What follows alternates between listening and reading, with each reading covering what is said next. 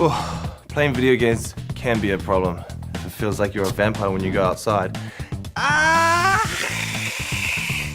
BO becomes a problem when even your parents won't hug you.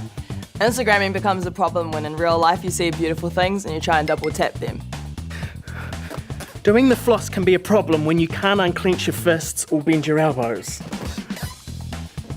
But when does drug and alcohol use become a problem?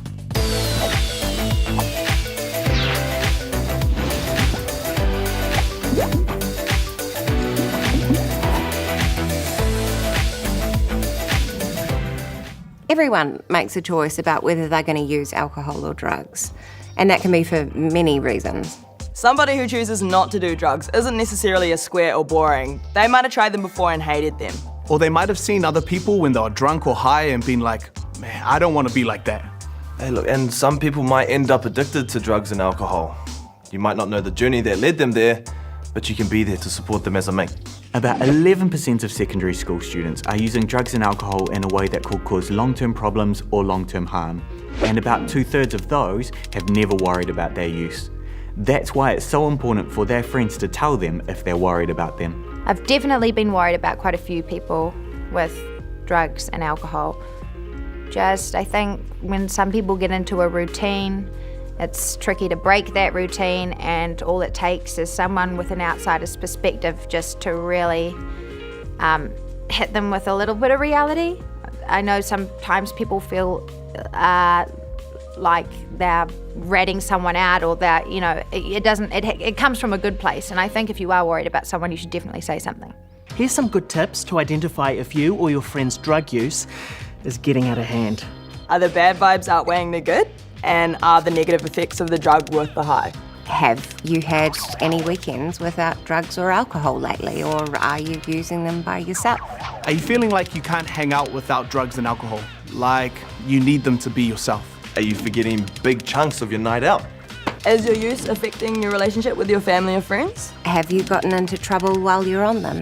If your answer is yes to any of these questions, then it's really important that you speak to someone. You can take an online quiz at thelowdown.co.nz to help you assess your use. I thought me and alcohol got on really well.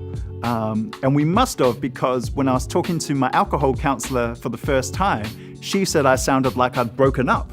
Like I was saying, you know, it just feels like there's a hole in my stomach, and I'm all tight, and I feel anxious, and I'm just not sure I can make it without alcohol. You know, it was the alcohol was the person I should have my arm around, and it was the alcohol that was keeping me company late at night. If you've noticed things are getting out of hand, it's time to make a plan for yourself. Start with a few positive changes. It could be as simple as talking to someone you trust who cares about you. Growing up around alcohol and drugs and using at a young age, it took me to hit rock bottom to really realize the damage I was doing on myself. It took good people being around me to hold me accountable and tell me the truth that my use was getting a little bit out of hand. Looking back on it now, I'm in a healthier space. I regret a lot of the things that I got up to, but at the same time, my saving grace was the people that I was around. If you're getting loose all weekend, maybe just cut back to one night, for example. So party on Friday night, and then on Saturday night, maybe stay home, make some popcorn and watch Riverdale. I mean, you have watched Riverdale, right? You could spend some time with different mates. There's always those people that you haven't caught up with in ages. Try only drinking low alcohol drinks or using a smaller amount of drugs. For me, with drugs and alcohol, you know, it's about moderation. Like, we all kind of want to experiment. We all want to, like, you know, live our lives and try these things. But yeah, you just got to know what you're getting into, and yeah, just not bite off more than you can chew. Start filling your time with a new hobby. Could be trampolining, Dungeons and Dragons, or... I really need some new hobbies. Identify a trusted adult you can talk to. And if you don't have someone like that in your life, you can call the Alcohol Drug Helpline on 0800 787 797.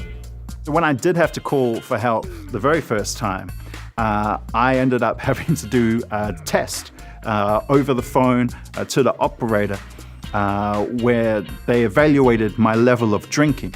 And they thought they were dealing with a normal person's drinking. They were dealing, in fact, with a New Zealand comedian's level of drinking. And so I was in the stairway explaining that 2 bottles of wine after a show was completely normal to me, and that the 3 beers beforehand was also completely normal, and whatever I had for lunch, that's just also incredibly normal. And then after 20 minutes, they said, yeah, you should probably come in and have a meeting with one of our counselors. And that saved my life, and it's also probably one of the better decisions I've ever made.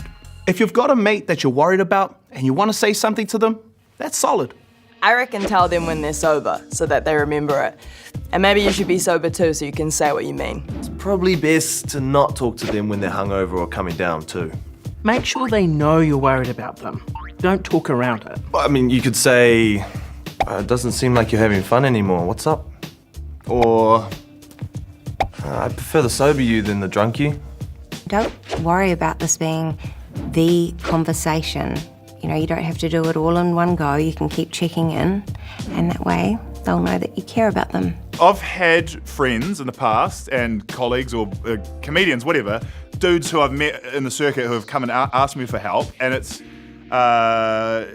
for me, I just like to be a friend there who can help them experience what it's like just living life without a drink in their hand or without getting wasted on the weekend or whatever. And it's just as simple as that. It's just being a good friend and being someone they can talk to and enjoy life with without necessarily having to get on the piss.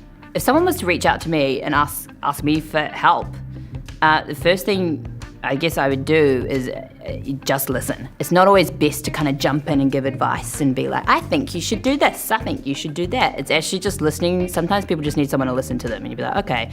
And I think the biggest thing is giving no judgment. You could make a plan together, or you could offer to go with them to speak with someone that they respect and trust. You could also suggest doing something fun together, sober, like something you used to do together before drugs or alcohol. So here's the thing. All that stuff that you did with the alcohol and the drugs, if you did it, which I'm not saying you did, but if you did, you can still do it without the alcohol and the drugs, and it turns out it's actually quite cool. Baking, still very cool, yeah. And you get treats that you can taste at the end of it. Sometimes reaching out might not work out, or your mate's problem might be out of control. It's not your fault if they're not ready to make changes. Sometimes excessive drug or alcohol use isn't the only thing that's going on. Your friend might be using to mask other problems. I've had someone close to me that we were really worried about their drinking. We called a lot of people together that cared about them. It was pretty much a full-on intervention. Starting up the conversation was the first thing, because then we realised there was something bigger and deeper going on, and it wasn't just about drinking or drugs or any of that. It was something a lot worse. But none of us knew that at the time, so we were just like, maybe you should go to rehab. And now it's like, oh no, you need to go see a counsellor. I mean, if you're in a group of friends who can only really hang out if they're getting wasted, you could take some steps to change that culture. Think about some things that you could do together without getting wasted. Like, there's some things called escape rooms. They're like, you get locked in and there's a puzzle and you sort of like learn to escape. Or if you're like cooler than me, you could, surf or, Don't be a bystander. If your mates are pressuring each other to drink, say something. Speak up for those that don't want to be doing that. It takes a really brave person to call out their mates. So if you do, nice one. Yeah, so I've got a few mates that choose to be sober. And, I try my best to not make fun of them and, not joke about them. Even though it's hard, because I do enjoy having a few drinks. And part of you just wants the other person to experience that too and just be on the same level. But I just got to keep myself in check and keep reminding myself that that's their decision and that's part of who they are. And I actually really respect that about them in the end. So, you just got to let them do them and you can do you.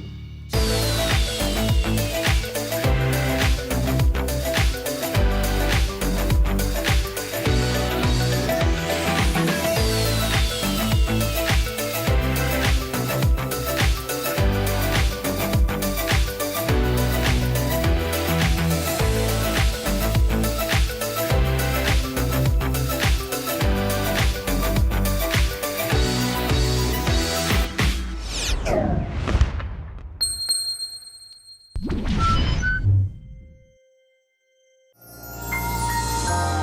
ups, New Zealand On Air.